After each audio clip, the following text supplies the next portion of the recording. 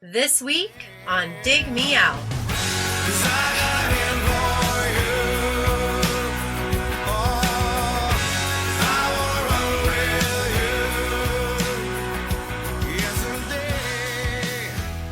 With your hosts, Jason Zia and Tim Minichi. Jay, we're back again with another episode thanks to our Dig Me Out Union on Patreon. You can help us make the next episode happen by joining us at digmeoutunion.com or dmounion.com. Jay, no matter how many times I do it, it's like a new time. It's like new every time, like a little baby. Like it's never get it perfect enough times in a row to make me comfortable. It's always one where I forget what I'm saying halfway through, even though I'm looking at the words as I speak them. Well, as you age, it'll only get worse. So great. Thanks for mentioning that. Keep tuning in, people. You never know how these shows are going to start. Jay, we're back again with... it'll let people know. It'll let people know these aren't pre-recorded. This is an AI, folks. This is TI. Tim Intelligence. Jay, speaking of our union, we have a union member joining us. This is a first. This is the last pick by Tara McCook. Tara, you have been with us for a very long time. Yeah. Hi, friends. You have, and over the years, I love the fact that when I was looking back through your picks, a lot of stuff that we would never have touched. First of all, there are things on here we would never have even known about. Mm-hmm. The fact that you brought to us, key bands like the New Radicals, the Nixons, Old 97s, Cowboy Mouth, these are bands with singles that were big in the 90s. And then stuff like Fighting Gravity, which we didn't know at all. And then Indian Ocean, which was way outside our normal, 90s rock sound. We got to go to a different country, which we occasionally get to do. Typically, it's been Australia or the UK, England or something like that. Rarely have we gone outside of those locations. So these have all been interesting picks. And for your final pick, you have brought to us something that has been on the mind of the Dig Me Out Union for a long time. So will you please share the record that we're going to be talking about today? I have been threatening this for years, and now I'm going to do it. Hootie and the Blowfish Cracked Review, the elephant in the decade. It is truly the elephant. Although I think we've been joking around about their follow-up, Fairweather Johnson, because it did not do well compared to this. But again, we are talking about Cracked Review, which is an album that has sold 20 million copies. Mm-hmm. Those are Taylor Swift numbers. Yes. Just to give you an idea. Jay, let me ask you. Yes. I know you've heard Hootie and the Blowfish. You were alive in the 90s. You couldn't escape Hootie and the Blowfish. Yeah. But was this a record that, you bought and you listened to it on your own and you know the whole record? Or was this something where it was just the singles? What's your history with it? I'm going to maybe blow your minds. I own this record. Pretty sure it was a record club purchase, though. Around the time of Columbia House. Yeah. So you got the catalog, you got to pick out whatever it was, 8 CDs or something. So I think I got it as part of that, fairly close to when it came out. So I'm familiar with it. I listened to it beyond the singles. It's been a long time, so this was really for me, for some of this stuff, hearing it for the first time, it was vaguely familiar, but beyond the singles, of course. But yeah, I've got it in my CD collection. What about you, Tim? I do not have this in my CD collection. I never bought the record. I heard the singles. I saw the videos. And that was it for me. I never listened to anything after this. I don't know what Fairweather Johnson sounds like or any of the records that they made. And then they made a reunion record. I've never heard any of Darius Rucker's solo stuff. This is it for me, and I only really knew. Well, I knew the three main singles off of this. I knew their cover that's on the Friends soundtrack, which is "I Go Blind," which is a song by a band called 5440, and then I knew their cover of "Hey Hey What Can I Do" for the Encomium Led Zeppelin tribute, which I actually really liked. I thought they did a good job with that cover, and honestly, a lot of the bands did good versions of songs on that tribute. So I never had like a real interest in them. They were just sort of always around. But I did own the Encomium soundtrack, and I did like that song. So Tara, when this record came out, was this an immediate purchase for you? Was this something where you just listened to the singles a bunch and then maybe picked it up later? What's your history with it? This record came out 3 days after I turned 13, and I got it several days thereafter. I have always been just on the ground floor and into this group. I've mentioned this a few dozen bazillion times in our talks. I'm the daughter of a guitarist, and this was a guitar rock band in an era where I had just kind of come out of an R&B and dance music and pop phase when I was in middle school. So my dad was like, oh my God, she likes rock music. Let's go. And as I was also getting into other alternative, and we started kind of getting into some of those things as my taste matured when I got into high school. This is right in my wheelhouse. I did also get my copy off of a record club. It was BMG for me, and I have the first 3 Hootie records and love them dearly. Seen them live as a 40-something, getting ready to think about and go do it again, because they're touring again on the 30th anniversary coming up this summer. So yeah, all in from Jump Street. Let me give you guys some stats. This album went number 1 in the US, number 1 in Canada, number 1 in New Zealand, number 12 in the UK, number 7 in Australia, and number 45 in Germany. It sold 21 million copies globally. In Australia, double platinum. The singles. Okay, here you go. Hold My Hand, number 10 on the regular US charts, number 4 on the US rock chart, number 6 on the adult contemporary, number 25 on the just adult chart, number 36 in Canada, charted in Australia, New Zealand, and the UK. Let Her Cry, number 9 in the US, number 9 US rock chart, number 6 adult contemporary. You're getting my point here. All these singles were huge. Only Want to Be With You, number 6 US, number 2 US rock, number 3 US adult contemporary, number 2 US adult, number 1 in Canada. Time was the single. I don't even remember that. Number 14 in the US, number 26 in the US rock, number 4 adult contemporary, number 1 US adult, number 1 in Canada. That's crazy. Encomium charted. It went to number 15 on the US rock chart and number 62 in Canada. And Drowning charted on the US rock chart at number 21. Their cover of I Go Blind in 1996, that went to number 2 on the US adult chart, number 22 on the adult contemporary chart. That's crazy to me. I don't remember all of these things being so high. Charting. I guess I wouldn't have guessed that they were that popular globally. I assume that they were more of a U.S. based band. So this came out July 5th, 1994. I thought it was a longer period of time for the next record, but that actually came out less than 2 years later. It was April 23rd, 1996.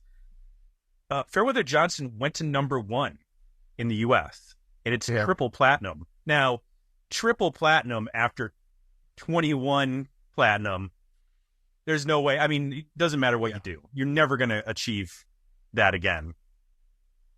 But it did, chart. It charted in Canada, New Zealand, Sweden, Switzerland.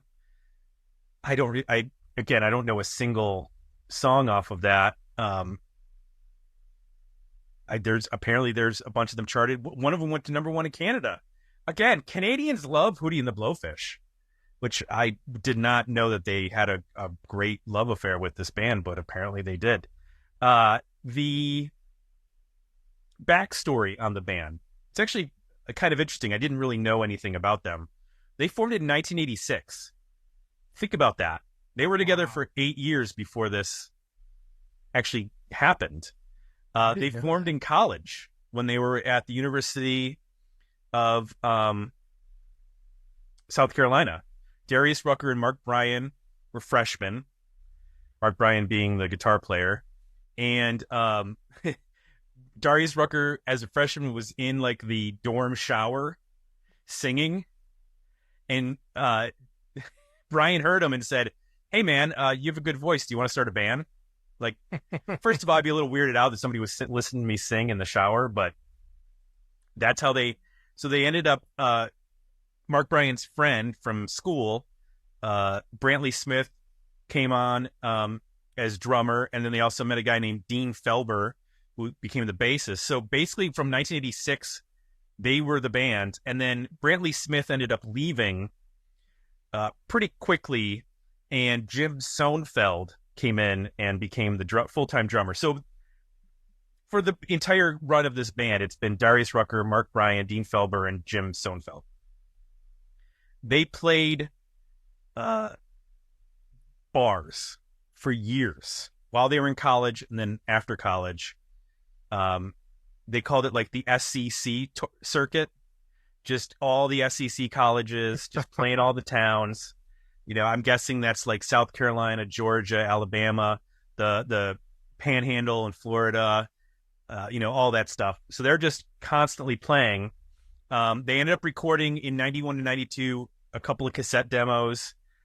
They don't really do anything. Then in 93, they do a EP called Coochie Pop, and they pressed 50,000 copies on their own, which is an insane number. Yeah. Like, usually That's press a lot. 1,000, 5,000, something like that. 50,000, that got the attention of Tim Summer at Atlantic Records. Now, what's interesting is Tim Summer said in an interview, he's like, I'm looking at the charts around this time, and it's Nirvana, it's Soundgarden, it's all these grunge bands. And he said, but there was also a Bob Seger Greatest Hits that was like going nuts at this time. He said, there's a drive for like American, just plain old bluesy rock and roll, like not grunge. Bob Seger. Like Yeah. Bob Seger. Yep. He also compared him like Mellencamp and that kind of stuff. Mm-hmm. And he said, well, I'm going to take a chance. And the chance was normally Atlantic would give bands like 200,000 or something to make, or 250,000 to make a record. And they were like, yeah, we don't really see it in this market. We'll give you like 75. So because they had been playing these songs for 8 years at this point, they banged the record out in like no time. Like, it was done over the course of like 3 months, off and on, a couple days here, a couple days there, with a guy named Don Gaiman, who had been around for a long time. He had worked with Mellencamp at the very beginning of his career. He'd worked with Stephen Stills. He had worked with, he'd engineered for like Eric Clapton and Robin Trower and like all these like classic rock artists. And then he starts getting involved in some Southern alternative rock acts. He produced Life's Rich Pageant by REM. And that got him into producing other people like Eric Carmen from the Raspberries. He did his record. He ended up working with a couple other people. And then he was like, I was looking at he was right before he started working with Hootie.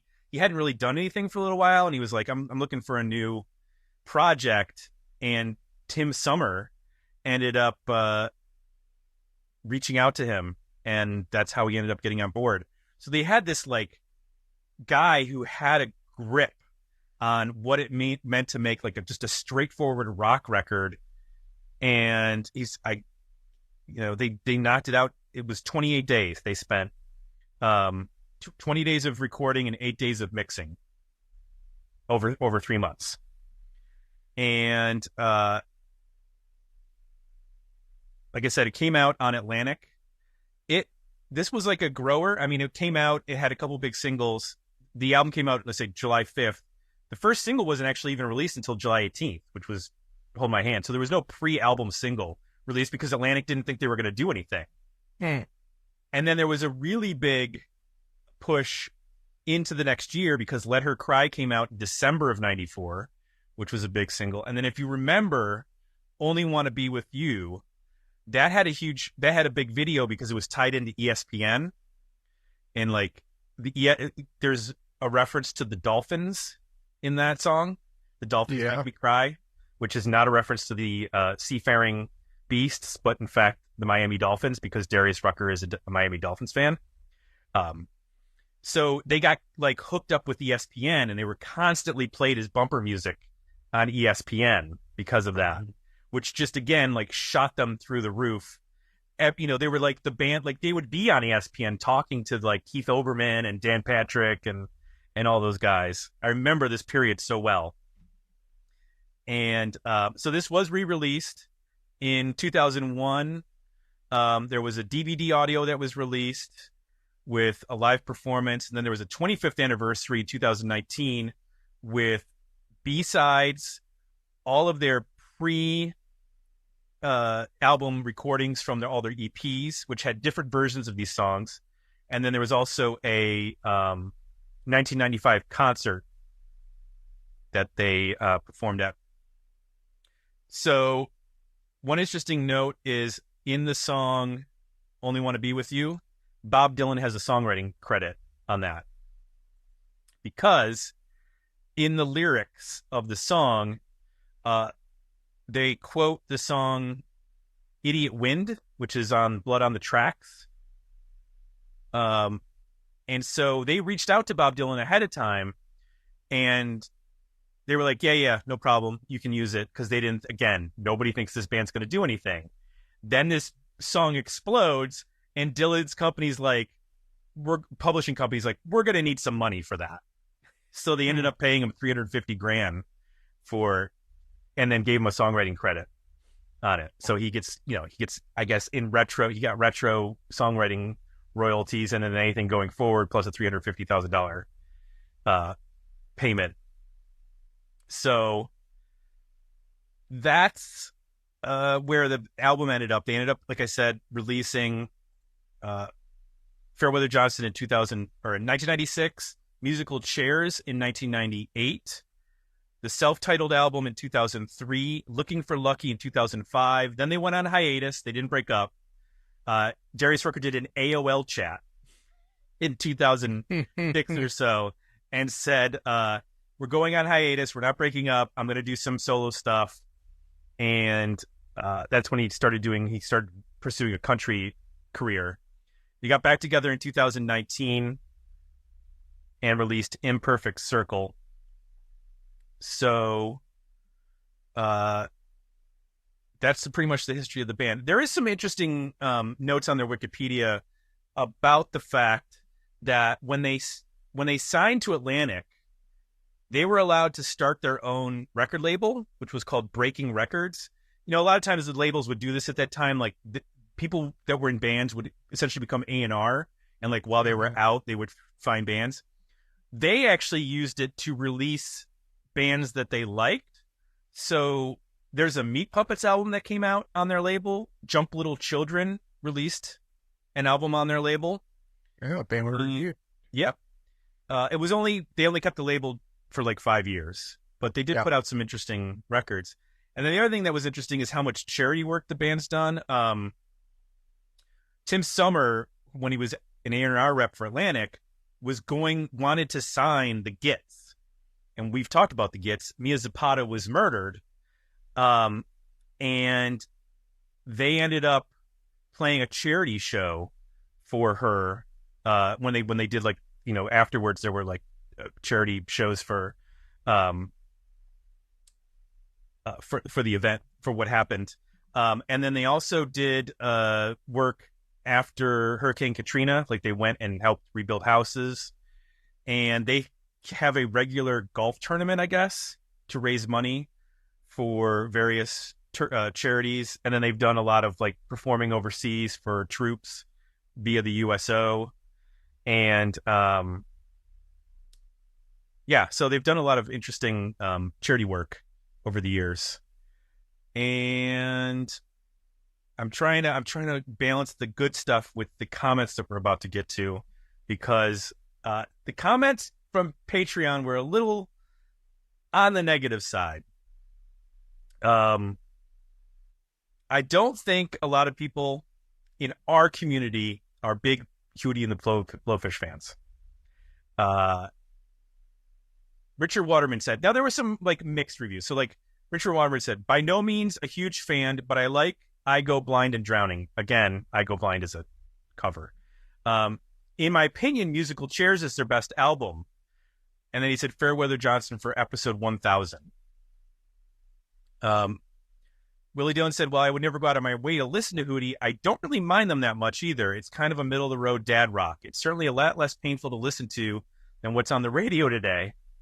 And Richard said, this is exactly where I am on this particular matter. Jason W. said, this album, Nirvana's Unplugged, and the Titanic soundtrack cluttered CD racks of people who actually like music. Okay. I will say I disagree about most. I think that Nirvana Unplugged is an important record for that. Gavin said, apologies, but this is a hard no. I vote Passive Coaster. I don't know that that's not really one that I could we have an option for. Darren Leach, who's not American, said, I can't believe this sold diamond in the U.S. My American friends, how? Why? Was there nothing else to listen to? Hey, it was pretty successful in Australia too. So. It was.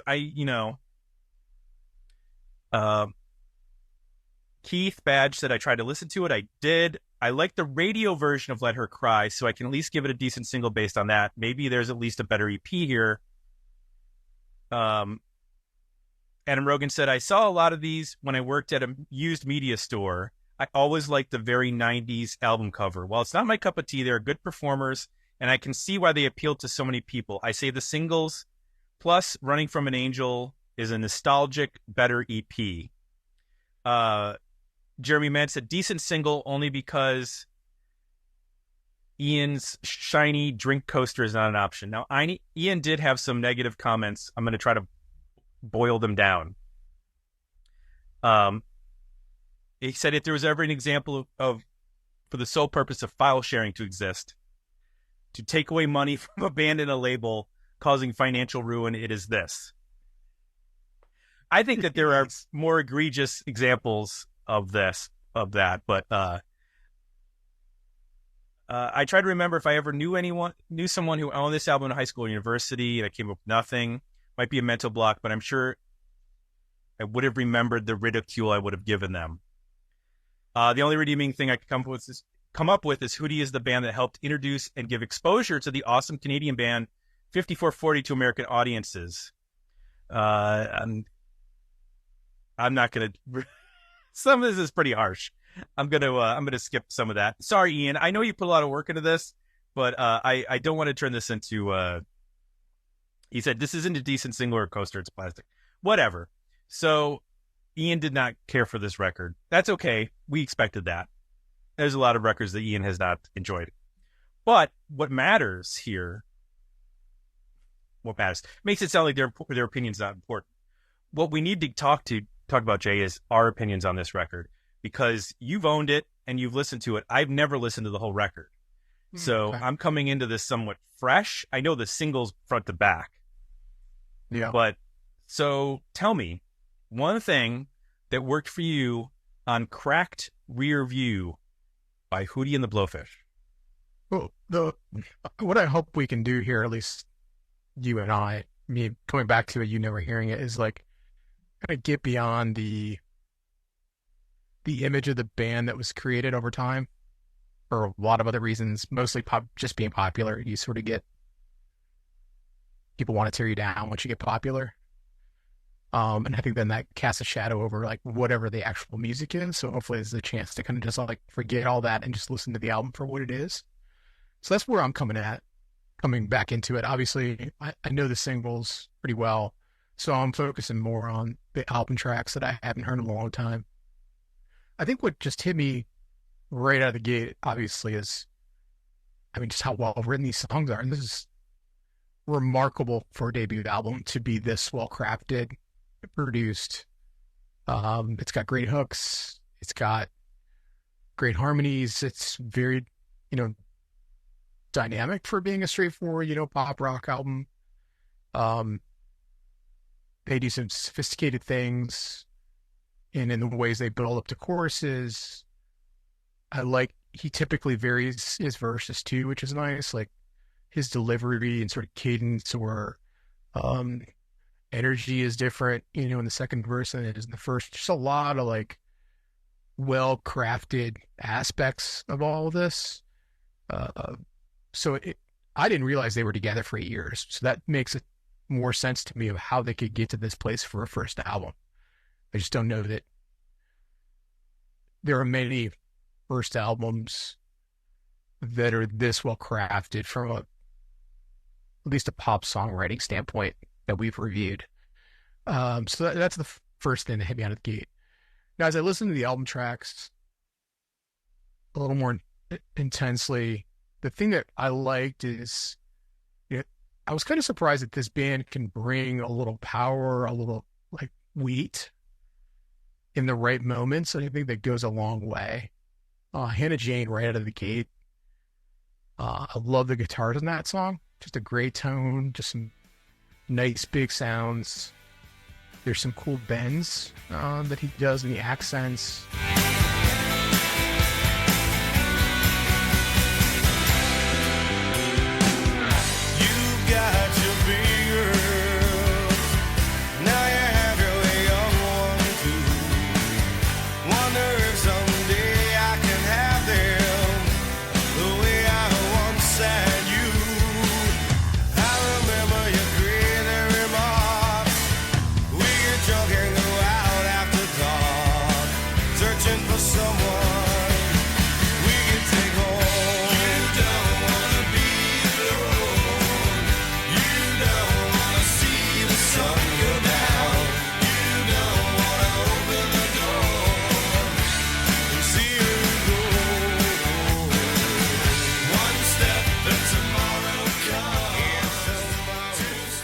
Harmony chorus on that is really different from the rest of the album.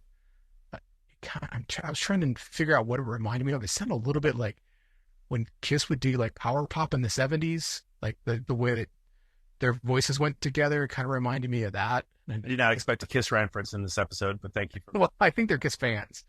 It's got one of many really solid guitar solos on it. But that one, right out of the gate, it's got a good tempo. It broke my memory and perception of the band being like this, 90s power ballad, jangly pop band right out of the gate, because that song is not like that at all.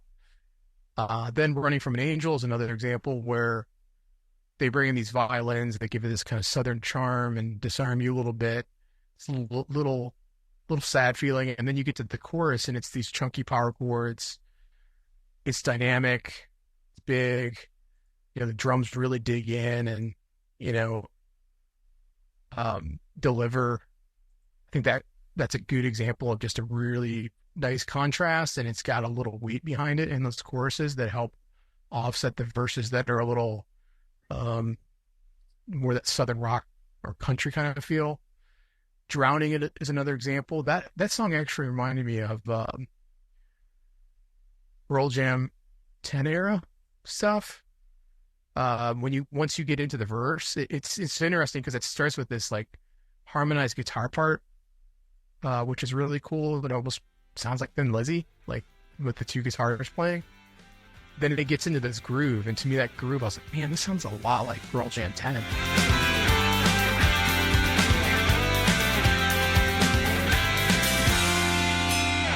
Trouble with the world is we're too busy to think about it all. Like, why is there rubble flake here from the state house walls? Tired of hearing this shit about here, it is not here. Time to make the world a better place.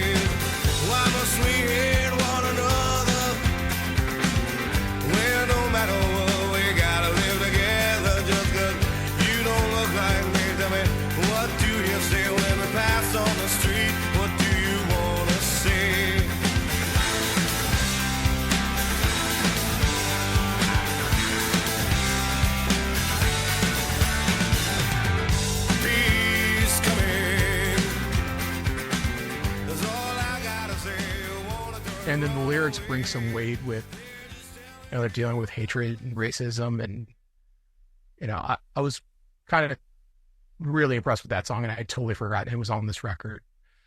Look Away is another good example. It brings some big drama.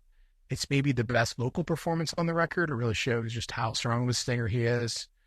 The band floats around in the verses, but then they lock up in the choruses, and you get this big kind of driving, heavier feeling, weightier chorus. Again, it's just a nice dynamic. It's not following the typical, some of these album tracks aren't following the typical like quiet, loud dynamic. They're finding other ways to, create movements and different moods, and still super accessible. There's nothing on here that's like breaking your brain, but it's just clever, ways to pull you through the song and, hit you with a big chorus, but also create verses that aren't just, all muting guitars or, cutting the guitar out and then having the guitar come into the chorus. And then the last thing, I was just across the board impressed with the guitar playing on this album. I just did not remember at all it being this skilled, tasty, diverse. There's some great leads. I think the tones on it are awesome. There's some nice like 2-part sections too. They're not just playing the same chords all the time. Just across the board, I came away really impressed with the guitars. I did not expect that. I was expecting like kind of just straightforward jingly chord stuff, and it's much more interesting than that. So that's some of the stuff that worked for me. What worked for you, Tim? Well, I'm going to say two things. One, I will always hate Only Want to Be With You because of the mention of the Dolphins. I'm a Buffalo Bills fan. I've been a Buffalo Bills fan since birth. I've hated the Dolphins since the 80s and Dan Marino. I hate them now. I hate them now. Made you cry? No. They have made me want to throw things. I despise the Dolphins with all fibers of my being. They have been the one thorn in the side. Like the Patriots were an aberration that they were so good for so long.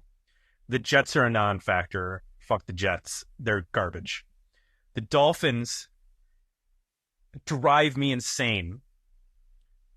And I can't ever listen to that song without just getting into a pure rage. Now, I'm going to take a big picture look at this record and go, if this was a band called the Blowfish that sold 2 million copies on a mid-level record label in 1994, I feel like this would be a championed record.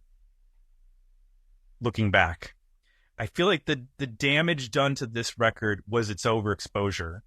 Yeah. And that we have a warped sense of this band being terrible when they're actually not terrible. They're not the greatest thing that's ever happened. They're not revolutionary in any way. They're a nice slab of a little bit of just straightforward American rock and roll in the vein of Seeger and Mellencamp and that kind of stuff, with tinges of Southern rock, with like you mentioned it, with the violin stuff happening on Running from an Angel. I will posit that Hold My Hand might be one of the best singles of the decade. Like, it's up there in terms of mid to slow tempo. Like, it's like the 90s Don't Dream It's Over. I was struck by how good that song is. And if anybody else releases it, not Hootie and the Blowfish, I understand it's a syrupy, you're not reinventing the wheel with that. It's just a great radio single. Mm-hmm. And it really suffers from the fact that it was unescapable for 2 years. You could not get away from this band, and their connection to the ESPN jock culture really solidified them as like the frat bro band of that period. Is the dudes with, Southern Carolina or South Carolina. They're the Gamecocks. And if you remember in the 90s, there were these white college hats that people would wear, and there would be 2 lines, and it would be the name of the college nickname. And everybody had Cox because it was funny that you had Cox on your hat because it was South Carolina. That was the kind of guy that would be listening to this. Like the guy who had the Cox hat and thought it was funny was listening to this record, and he was in a fraternity. He was a SIG-Ep, probably, and he drove a mid-90s Firebird that his dad bought him.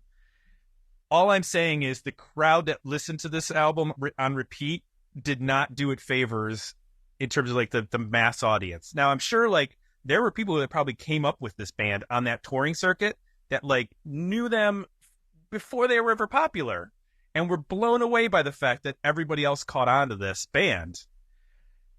And it ruined it for some of those people probably because it just became like this wall of hatred afterwards. It was so fast too. I just remember people hating the band like pretty quickly.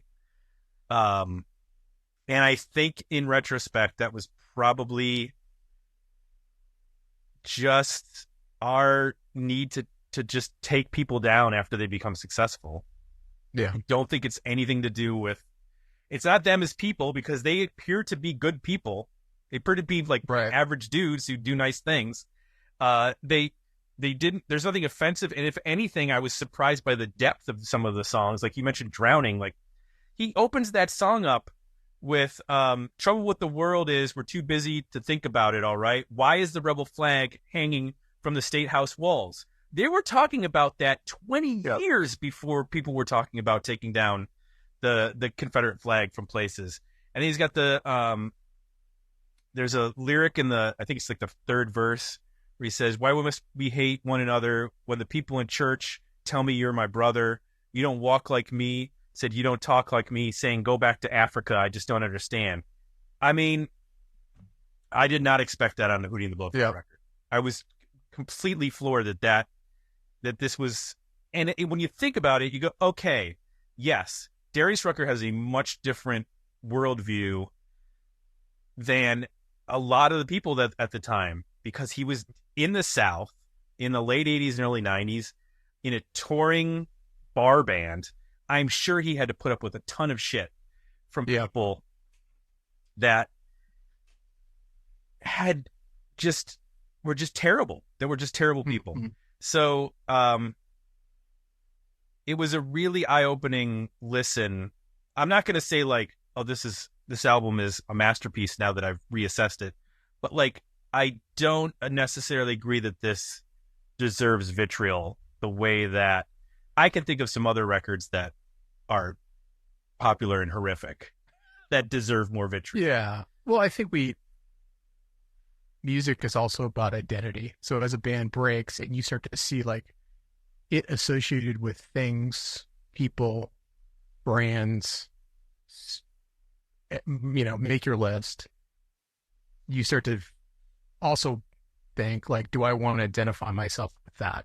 And that has nothing to do with the music. And we all do this. Like, this isn't just for this band, but like part of the reason we like some of the bands we like is because it's who it identifies us with. So I think this band is just one of those examples of like, they've got all this extra baggage attached to them because of that. Mm-hmm. And then people saying they're terrible because they don't want to identify with maybe the people that they think like this band, but it actually has nothing to do with music. Right. Yep. So, yeah, I read an article, and I'm going to get to you, Tara. I just want to just relate this. They were like, if you thought about 1994 and think about 2 people, Darius Rucker and Morrissey. Morrissey is this beloved, artist from the 80s, and Darius Rucker is this people all of a sudden hate him because he's in a super successful band. Morrissey turned out to be a horrible racist piece of shit. Yeah. And Darius Rucker continues to be a fairly good guy. I know he had like an arrest for a DUI or something recently, but his charity work is unimpeachable. So let's just say that the critics, in terms of who their darlings are, aren't necessarily who are people you should aspire to be. I'm just going to put it that way. Yeah. Tara, please, you brought this record to us. I would love to hear your thoughts on what works for you.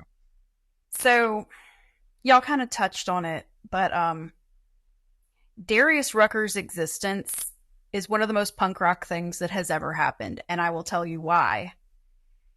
You kind of danced around the edges of it, but imagine being a black man from South Carolina in that scene, and all the stuff you had to deal with, and all the things. You just want to be a guy playing rock music with his friends, and you get there. You get to the pinnacle, right? And you call things what they are. You know, in 1989, the rebel flag was flying from the Alabama State House. You know, like this is sort of the reality that Southern people our age grew up in. Like this stuff is not, like the past is not past. It's still very much alive and we all know it. And then he gets there and he has the monster record and he's still getting cut from all sides. I had forgotten that this happened and it's horrifying to remember it. Saturday Night Live had a sketch right after this song came out where Tim Meadows as Darius Rucker led a parade of frat boys as a counter-protest to the Million Man March. Wow. Let that sit for a second, just like, oh my God. You know, like, he got death threats for playing Drowning. Like, and I'll tell you, in 2019, when they came to the Wharf Amphitheater in Orange Beach, Alabama, which is the next county over from where I live, they played Drowning to the audience while the drummer is wearing a pro-LGBT rights t-shirt. And the crowd who had been into it all sat down except for me and my husband. So, like, it's kind of punk rock to be Darius Rucker in some ways because you're just out here doing it in the face of all of this insanity around your identity. Now, kind of leaving the baggage aside, there's the piece of it that you were kind of talking about performative disdain. Because, look, people are allowed to like and not like the things that they like and don't like, right? Mm-hmm. Like, that's completely okay. They also had this extra identitarian layer of, that's not cool enough, or those people like that and I'm not them, or this is really popular and girls like it, because I used to get that too. So there's a hell of a lot of baggage attached to this really friggin' good rock record.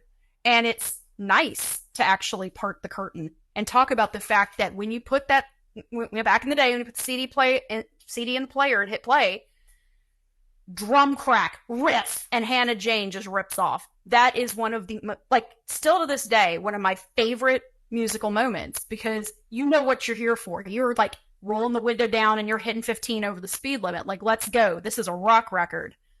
And y'all hit on all the musical points I was going to make. This band is good. They are a good, solid band that, you know, honed their craft the old-fashioned way, coming up the bar scene, putting in the work, touring around all the things. And side note, I have one of those white hats, except mine's an LSU hat. It's purple and gold, and it says LSU across it. But that was real. Like, that was a real scene that people were into, and it wasn't all just, like, dumb frat dudes doing it. Like, you know, those of us who were also listening to REM just had those hats because that was the kind of hat you bought for your college football team, too. So, like, it's hard for me to separate, like, a defensiveness of, a lot of y'all said some sideways stuff about this record that you shouldn't, not like y'all, but y'all, the big global y'all, said some sideways stuff about this record and this man in ways that kind of impacted my, like, oh, okay, so it's like that feeling about it. All that said, it just sounds so damn good. Like, it's just good, solid rock. And I read a very old review of the record right, you know, before the hype, where somebody said, it's kind of nice to hear your major chords in rock again after all this doom and gloom of grunge. So it kind of had a sonic contrast to the everyone is overdosing, it's raining all the time, and everything's miserable. Sometimes you just want to crack a macro brew and hang out and have a good time. So that exists too. So It's big and it's complicated, but it's also just a really damn good rock record. Yeah, I was trying to think of contemporaries, and you nailed it, Jay. Like, there are times where Darius Rucker's vocal gets into that like Eddie Vedder range. And I didn't really think about that. And Drowning is the obvious one because the subject matter is heavier. But it makes me wonder, like, oh, I wonder if Eddie Vedder doesn't have a messed up childhood. Does he have, is he fronting like a band like the Gin Blossoms instead of Pearl Jam? You know what I mean? Like, his voice, Darius Rucker's voice is very rich. He's got a great baritone, and it sounds not like, it's weird because I kept hearing the word, this is corporate rock, and I'm like, what does that mean? Like, well, you just told the story about their record deal, and it obviously was not corporate rock because they had a hell of a time getting signed. They had to sell 50,000 records on their own, and then when they got a deal, they got screwed initially because nobody believed that this would sell. Right. That's what's so weird to me. Is like, this is actually the antithesis of corporate rock, especially at the time. Like, the guy said, I'm not going to sign a band that sounds like what's popular. I'm going to go the opposite direction and try to appeal to people that maybe don't want to hear down-tuned, dark, hard rock from Seattle. I want to find something for other people in America, which is completely fine. There should be more than just what is popular at the time. So it is strange to me that I feel like things get reassessed, and sometimes terrible things get reassessed as being, actually that was good. Like, I, Robot's actually a really good movie.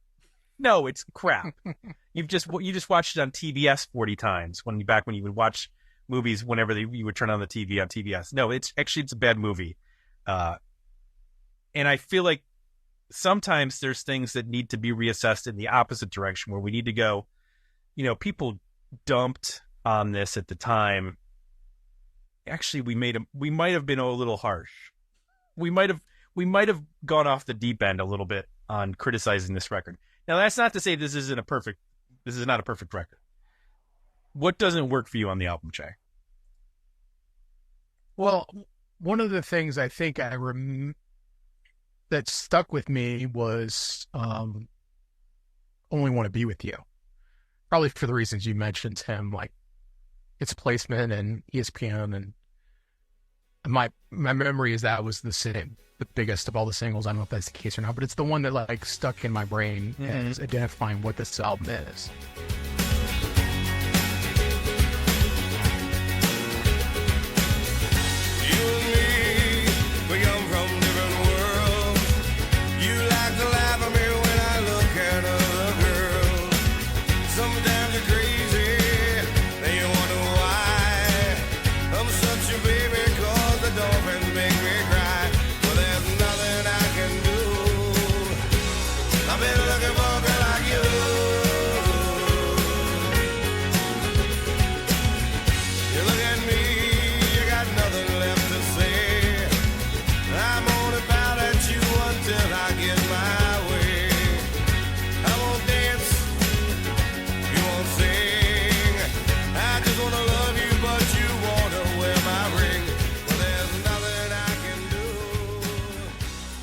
And that's a song I hate. I don't like at all. I think it's like missing that weight that I mentioned. It just feels too light and not grounded.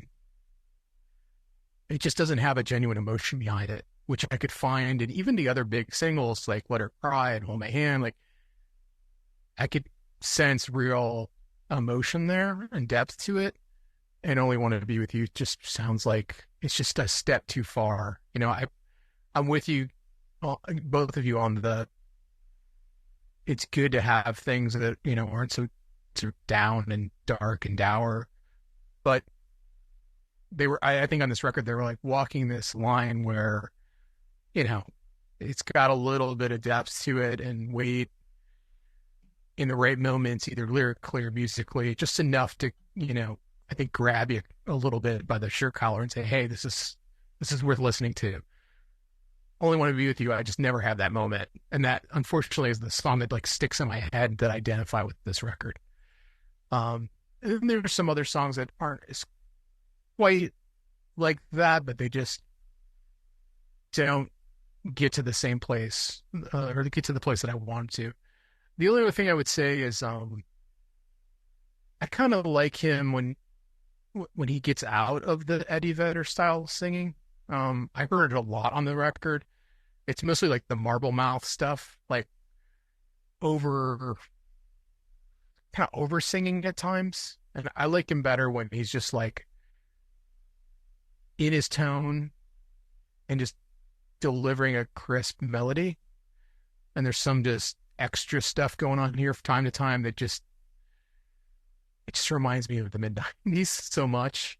And I think I haven't heard a lot since this. I'm wondering if he got rid of some of that and simplified things a little bit, but it just sounds like very heavily influenced by, sort of what rock sounded like at the time, which I think in hindsight, I could use a little less of that throughout the record.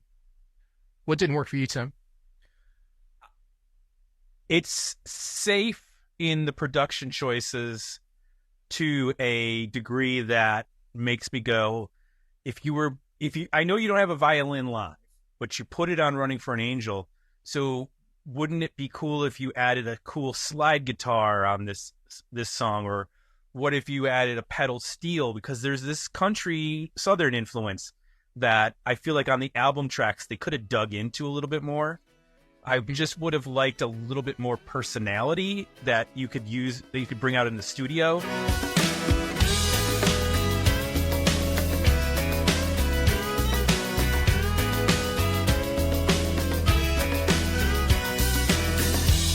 Don't look a gift horse in the mouth. Come on, try and tell me what they're talking about. Those things you're dealing with, you're living a lie. Every time I see you, it makes me wanna cry.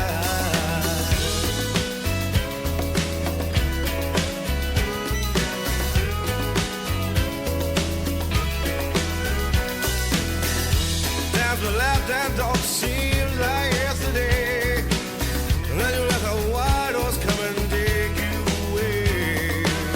They came to get you. It was cold black, the wheels were more. Because you know which songs, I mean, the singles are so obvious. Like, play those straightforward, but give me some little like textures in the album tracks. I did really like Goodbye, the closing track. I felt like that was a really nice display of Darius Rucker's vocal ability. Just, having that piano in him. And I actually could have used like a little bit more of him just kind of like belting it out like that. Yeah. Whereas some of the songs, and I'm already discussed my hatred of Only Want to Be With You. And it's not just that lyric, like it's so overwhelmingly major chord, jangly, strummy. I gotta say though, they got referred to as a bar band. Like, this is the best bar band you've ever heard. I have spent a lot of time in bars. Never heard a bar band that had any songs close to this. I wish we heard more bar bands. Holy God. So many bar bands are so bad. They can't get the tones right. Some guy's playing a BC Rich and they're playing country songs. You're like, yeah. What are you doing? Like, it's just this assemblage of like random pieces that are together because they're in a local band. And it never sounds this good. Never. So the fact that they honed this over, I know, they were a bar band, but they honed it to get to this point. Like the literal, you have your lifetime to make your first record. It's actually funny because I'm watching the Bon Jovi documentary now on Hulu. And a lot of this kind of reminded me of them having to deal with the fact that the critics didn't like them, that they had a lot of female fans, which was not considered cool. And there was this weird like parallel in some ways to this record, like, oh, it's so clean and it's so well written. And not that this is slippery when wet, but I mean, it's got that same energy in terms of it being like, it's almost too perfect in some respects. And, I don't want them to do like a grungy song or anything like that, but there is no like rocker. I would have just liked one song where they were just like, we're going to rock the hell out on this one song. And Mark Bryan's going to do a killer guitar solo, because he does, like you said, he has some really interesting guitar stuff, like the stuff on Hannah Jane that he does in that solo is, I mean, when you're playing guitar for that long, I'm sure they did hundreds and hundreds of shows. You just get better as a player. So, and it shows, like, everything is as it should be, which can annoy people who are looking for something to challenge them. Because this is perfect for being in your favorite bar, playing pool, having a drink, and if this record's playing, everything is good. Like, there's no problems. If you like tension in music, I mean, there's not much tension here, right? This is more about harmony than tension. So, right. Tension comes in all kinds of different forms and different genres and whatnot, but that's a huge element that I like. This is an example of, like, sometimes it doesn't have to have tension and it could still work. Tara, is there anything that does not work for you on this record? Yeah, so there are a couple things. And it's interesting because a lot of the things you said about personality and branching out a little bit happen on the next record, which is why the sales went downward like that, because they did branch out into some more interesting stuff that, like, they got a look, did they actually duet with Nancy Griffith on that? Like, they leaned into some of those more interesting and diverse Southern sounds more on the second record. I wish they had done more of it here, because I do think that they got, like, the blessing and the curse of Only Wanna Be With You is that's the thing that shot them into the stratosphere, but it's also clearly the thing that they were just screwing around, like, let's make a pop song, like, let's sit around, like this Dylan song, let's put it in the lyrics, whatever. But then it also had, like, that perfect storm popularity and got mad overplayed, and, like, Chris freaking Berman does the line, like, it's the Sports Center cliches. So yeah, that it's fine. I loved that Sports Center era, but, like, dude, I don't ever want to see that video again, except for the fact that his baby girl is in it and she's cute, but, like, whatever. The other thing that's it's always kind of rubbed me raw about this record, and it makes me feel kind of mean to say, is that it's a little bit of a grief record. His mama died right before this record came out. Like, they were in the writing process, and he was a child of a single mother. He had kind of a rough upbringing. He grew up with her singing in the church, which is where his voice comes from. He's got a really powerful black church voice, and, like, 6 of the songs have all those references to mama and mama passing away and all that. And it's kind of like how every song on the new Foo Fighters record is about Taylor Hawkins dying in some way. It's the same thing. And it's like, I kind of feel mean saying it, but can we talk about something else on this record? So, like, that is a narrow and a kind of a mean criticism, but it is something that, like, on repeated listen, it's like, yep, he's talking about his mama again. Okay. That makes the hidden track make sense. Yeah. It's sometimes I feel like a motherless child. It's like a minute-long hidden track. Yeah. The original she died CD. suddenly, too. She died of a heart attack. So, like, it was a big jarring thing right in the run-up to all this stuff getting ready to happen in his professional life. But, like, yeah, it's a little much sometimes. Got it. Okay. Interesting. I did not know that. So that totally, like, reframes that song, because I was like, what? Why would he do this song at the end? This is a weird choice as the hidden track, but now it makes sense. Yeah. Something else that I know at this point we have to talk about almost every episode we do. It's a 47-minute album, so it's not long. I guess I was just surprised. Some of these singles are long. Like Let Her Cry, I'm assuming there must have been a radio edit, because the album version is 5 minutes plus. Hold My Hand is 4 minutes plus.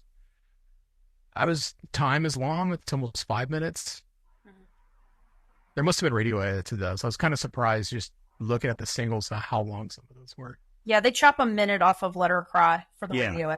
It's 412 for the radio. So I'm not sure which part they chopped. But when I researched that, and Darius Rucker said that that song was inspired by like Bonnie Raitt and the Black Crowes. Specifically, She Talks to Angels was the influence on that song, which I can hear that. Like, that makes sense. What do you think? Is that a power ballad to you, Tim? It kind of is. Yeah, I mean, Very kind of close. past that point with regards to like the classic power ballads of the 80s. But they come back. Like, Right. is this where we start to open the door back up again? Because by the end of the 90s, we talked about this in that other podcast we did where we talked about both eras, and by the end of the 90s, we were back to power ballads again. They weren't called that anymore, but that's exactly what most bands were delivering. Was this the sort of first toe in the water there that, a band showing that you can have a big hit with that formula? I mean, it doesn't get super big in the chorus, but it feels awfully close to a power ballad to me. Yeah, I definitely, yeah. There was the power ballad thing. And again, power ballads would never have gone away if Pearl Jam releases Black as a single. I mean, Yeah. then you have a whole new world of power ballads going on. Yeah. If that song comes out as a single and they make a video for that, then, Alice in Chains is trying to write their power ballad after that, if that's the case. But yeah, obviously the 90s power ballads are a little bit different. There's no like We're on the Road power ballad in the 90s. They're all like about deep, heavy stuff. There's no like arms been wide out open. huh? Like arms are wide open. Yeah. We don't need to talk about why this wasn't a success, because it was the complete opposite of not a success. It was too much of a success. Actually, I think what we probably talk about is like, what the hell? Like, why this album going 21 platinum? Like, it does not make sense to me. It's a good record. It was at a time when, yes, there were some second tier grunge things happening. Bush is happening, Sponge, Candlebox. Those bands. We're still a year away from Alanis Morissette. This is the year of like Green Day and The Offspring, those bands. So like, why does this have a 2-year run? Is it just because they're good songs? I think it's good songs, and I think it filled a gap. I think when we so overdid it, like we so overcorrected on towards this like heavy, dark subject matter, that there was no bands like this. So when they came through, it was like, and then I think my memory was like after them, they sort of had like around the same time, you sort of had Counting Crows, and like there was this whole like new set of alternative bands that were very accessible, appeal to wide audiences, could be played on like a variety of radio formats. I think that's one of the things that helped them, right? I mean, you could play this on alternative radio, you could play it on regular rock radio, you could play it on like adult contemporary stations, some of the songs, like you could play it on pop stations. That helps a lot. So I think actually Counting Crows is like the launching pad in some ways for this, because that's the year before, as is Blind Melon. No Rain was a huge single the year before. So like the cracks in the grunge takeover of like 91, 92 are starting to happen. And you're getting these bands that aren't writing in all minors and would drop D or half step down. Yeah. They're not angry. Yeah. They're not heavy.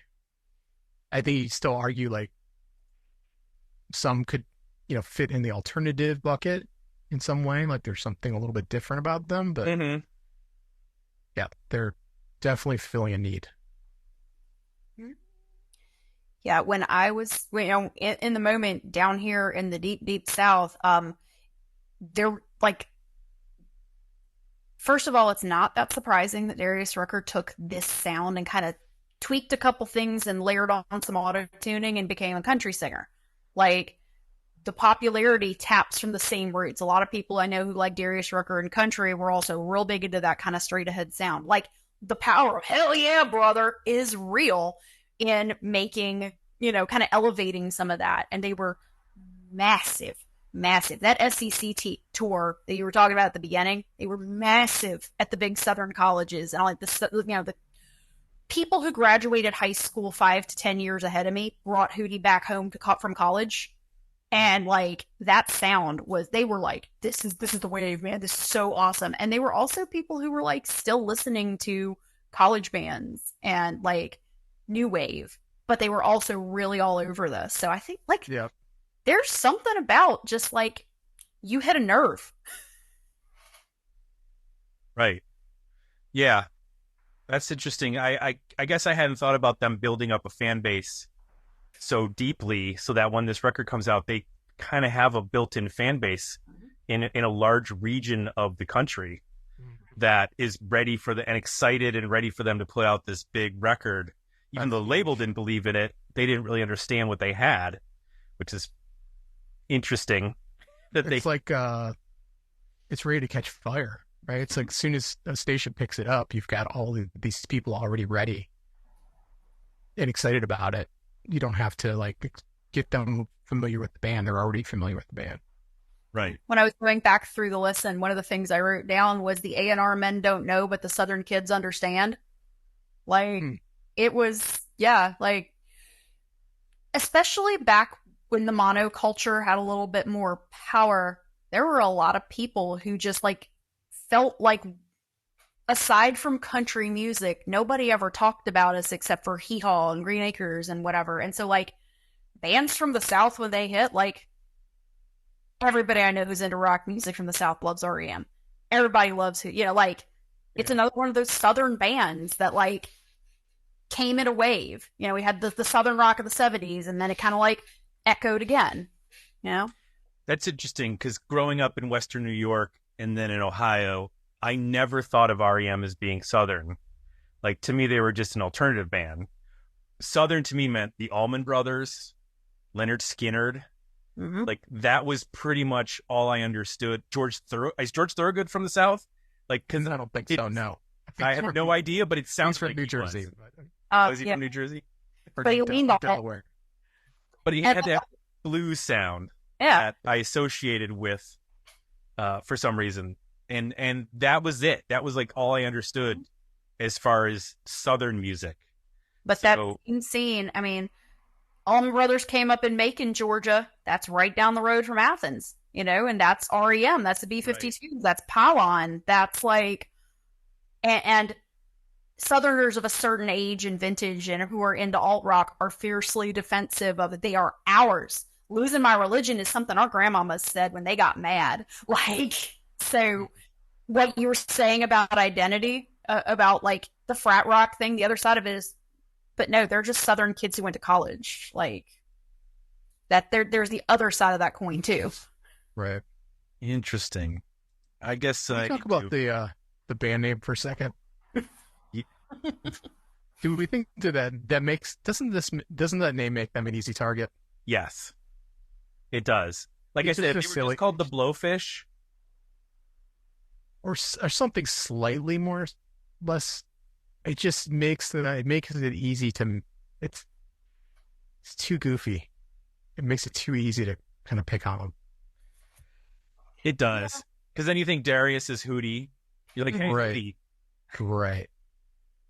So, yeah, if they're called 38 Special, you're not, you know what I mean? You're not having this same issue where the band's name is dumb, the songs are too catchy, they're too happy, right. They're simple, the lyrics are simple, that sort of thing. You can kind of dismiss them as the whole package.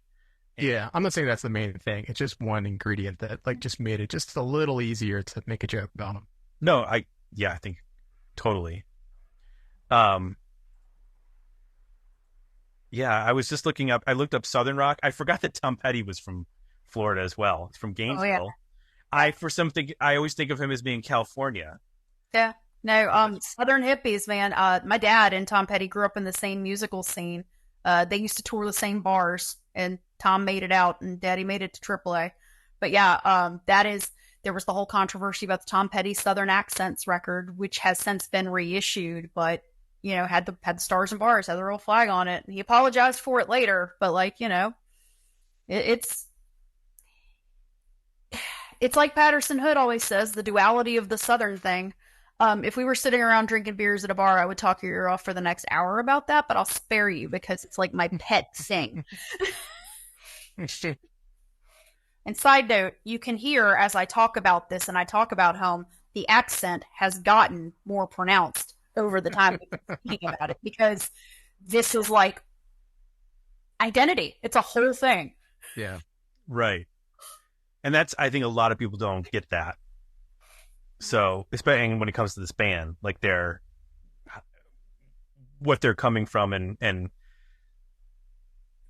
confusing them with. I've also heard Boston called a corporate rock band, which again, if you know the history of Boston, you would know that they're not a corporate rock band in any way, shape, or form. Tom Scholz is not interested in the corporate rock game. Yeah.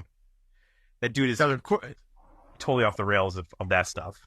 Yeah, it's so funny. I mean, those are two great examples where a lot of people have made a lot of money off of those bands, but that wasn't their intent. Mm-hmm. Like, they were just working their asses off and trying to do what they thought was cool. And then a bunch of other people took advantage of that, essentially, like helping them out, but like threw them on the radio way more than probably anybody ever needs to hear. I mean, I love Boston now, but as a kid, it was ridiculous how much they were on the radio. You never wanted to hear more than a feeling. Every third like, song. Oh, God, no, please. That wasn't their fault. They weren't like, play us every third song. Right. Yeah. No, overexposure wrecks a bunch of really cool stuff. Mm-hmm. Totally agree. Well, we've made it this far. We need to share our overall ratings on this record. I am very excited to talk about this because I want to talk about it in relations to our poll, because I think this is the poll on Patreon and us I don't think it's going to match up. Let's put it that way. So, Jay, where do you land? Worthy album, better EP, or decent single? I am right on the edge between a EP and an album. I'm going to go with an album because I really can only skip one song on the album. I only skip Only Want to Be With You. The other songs that I didn't highlight here, I'm Going Home. Time, I like parts of. It felt, just a little too slow and long. Not Even the Trees. The fretless bass in that is a little weird. Like, it takes it to I didn't. This adult contemporary space I didn't love. But then it ends with Goodbye, which I'm with you. I think that's a nice, like, sort of album ender. And I'm really only skipping Only Want to Be With You. Maybe I would skip Not Even Trees if I continue, with continued listens. So I'm going to go with Worthy Album. I think it's produced really well. I mean, it sounds great. You can't deny the quality of the songwriting and the playing on here. I mean, keep in mind, again, like, for this to be imagine this band now, breaking, being able to write songs this strong without another writer on their first album, right? That just would not happen now. Like, this band would be run through the Nashville, like, machine. They would have like 8 co-writes on it. Whatever you like or not, but it wouldn't be authentically like just 3 or 4 guys writing music and working it out. So I'm looking at it through that lens too, of like,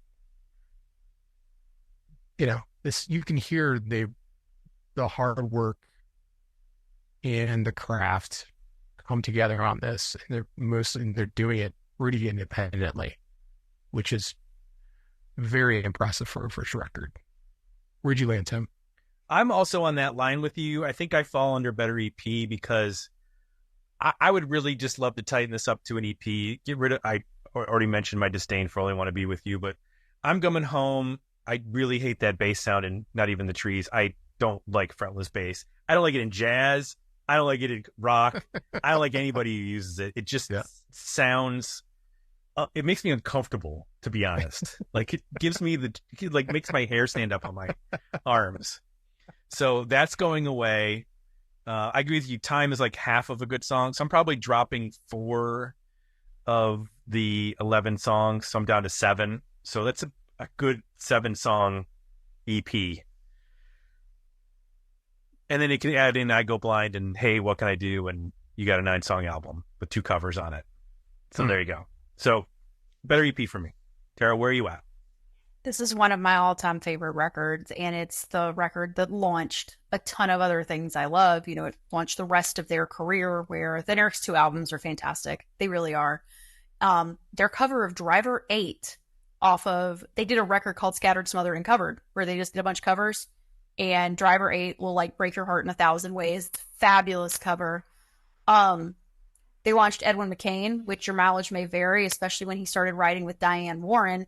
But Edwin McCain's first record was killer too. Like, just really fantastic stuff. It is a sound.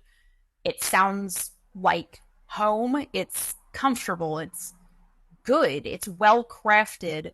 This is just a spot on perfect piece of music. And people's mileage may vary, but it also got a whole lot of performative disdain because it wasn't cool. And I don't care if it was cool, it was good. There you go.